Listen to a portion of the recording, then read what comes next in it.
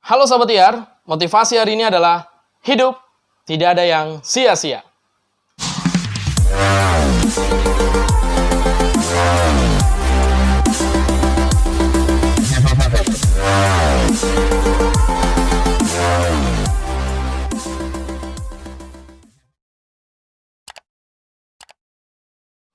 Sebelum kita mengetahui apa yang harus kita lakukan, kita harus maafkan masa lalu kita.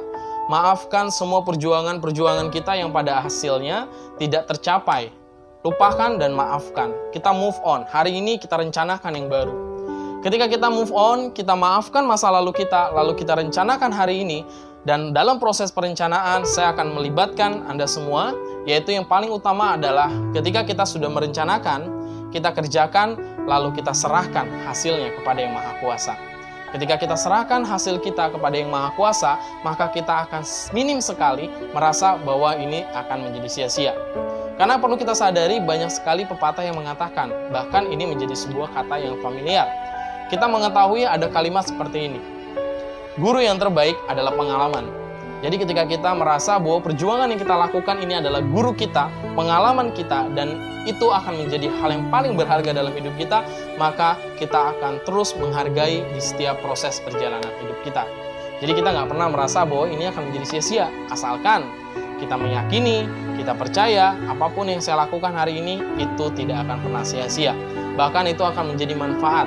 Karena sesungguhnya di setiap kegagalan kita, pasti ada kesuksesan yang membuat kita tersenyum. Bahkan ketika kita tersenyum, disitulah kita merasa bahwa dunia ini adil. Tapi ketika kita sedang jatuh, ketika kita sedang down, kita merasa bahwa hidup kita nggak bisa berbuat apa-apa, disitulah terkadang pikiran negatif kita, pikiran bandel kita, katakan bahwa hidup ini tidak adil. Yang harus kita yakini bahwa apapun yang kita lakukan hari ini, kita imbangi dengan plan A, plan B. Plan A apa? Rencana yang harus kita rencanakan di dalam proses perjuangan kita. Ketika kita rencanakan itu, lalu tidak tersampaikan apa yang sesuai dengan harapan kita punya cadangan, yaitu rencana plan B, apa yang harus saya lakukan. Jadi kita tidak akan pernah sia-sia hidup kita, tapi kita akan mengambil di setiap manfaat dalam proses perjuangan hidup kita.